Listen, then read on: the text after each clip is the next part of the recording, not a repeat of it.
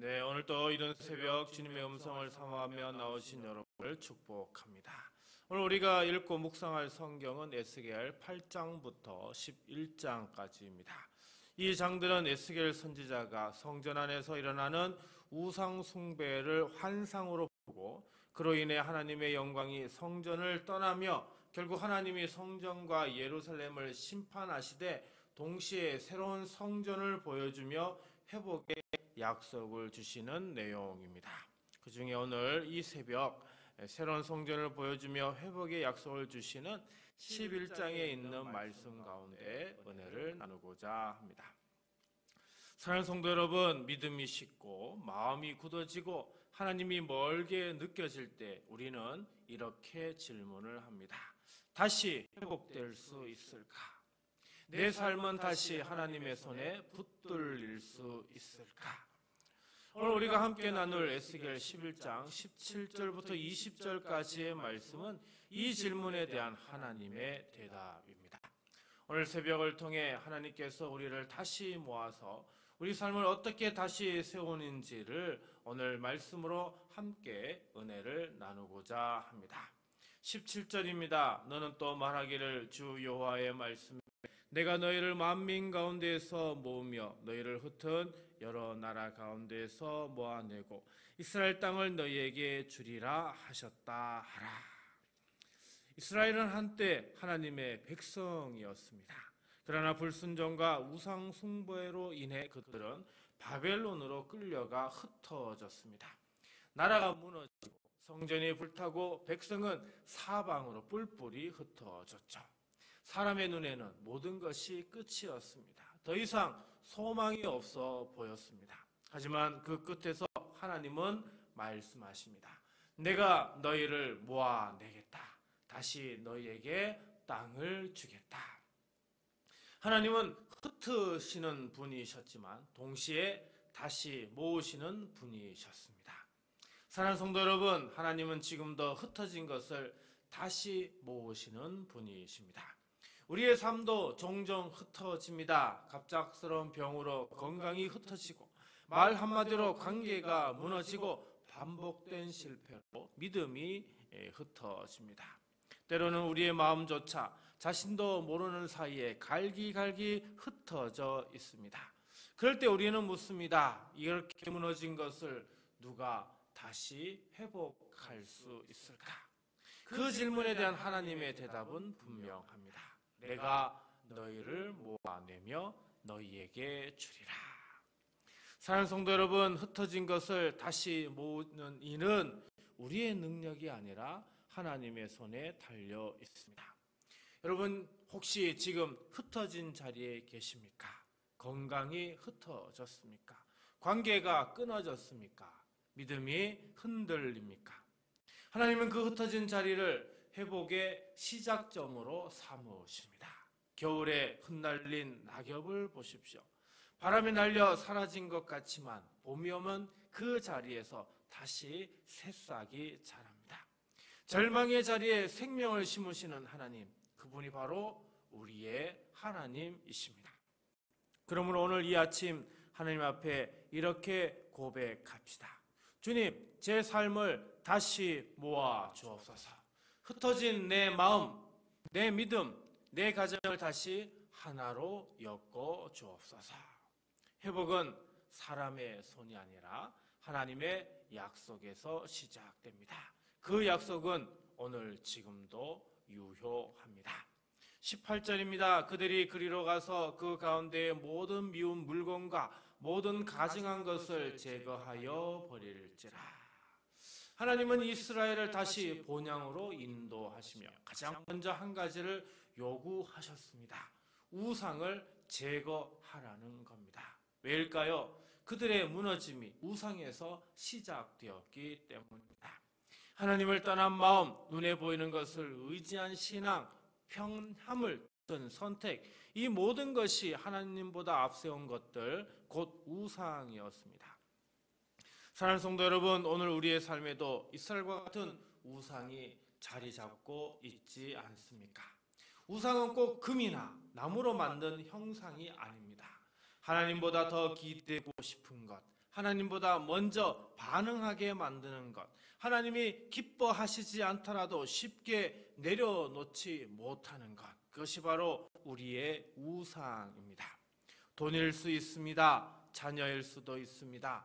체면일 수도 있습니다. 인기나 명예일 수도 있습니다. 내려놓지 못하는 자존심일 수도 있습니다. 하나님보다 더 사랑하는 그 어떤 것도 결국 우리의 영혼을 무너뜨리는 미운 물건이 됩니다.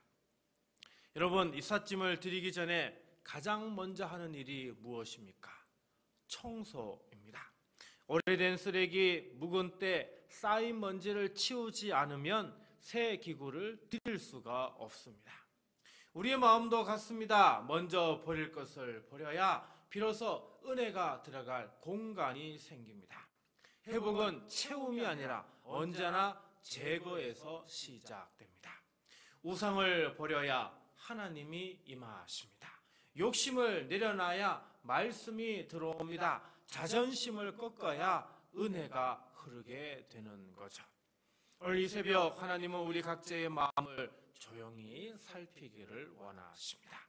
우리 주님이 기쁘게 머무실 수 있도록 우리의 내면을 청소합시다. 버릴 것은 버립시다. 깨끗하게 치운 우리의 마음자리 위에 하나님은 회복의 새 일을 시작하실 것입니다. 19절입니다. 내가 그들에게 한 마음을 주고 그 속에 새 영을 주며 그 몸에서 돌 같은 마음을 제거하고 쌀처럼 부드러운 마음을 주어.